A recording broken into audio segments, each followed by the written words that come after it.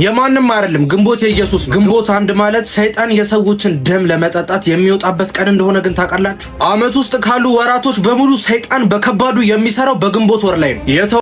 በተዋደዱ መሃል አንገባም፣ ወይንም ደግሞ በባልደረቦች መሃል አንገባም። ሰይጣን በግንቦት ወር ይሰራል አለ። እኔ አናቅም እኛ እና የእናንተ የውስጥ ጉዳይ ውስጥ አንገባም። ስለ ባልደረባ ምንም ሀሳብ አንሰጥም። ለማንኛውም ግን የኢየሱስ ነው ግንቦት ወር ካልክ ለሰይጣን መስጠት አይገባህም ነበር። በሰይጣን ላይ ኢየሱስ አቅም የለውም ብለህ ካላመንክ በቀር ማለት ነው። የኢየሱስ የሆነ ሁሉ የኢየሱስ ነው። የሰይጣን የሚሆንበት ምንም ምክንያት የለም።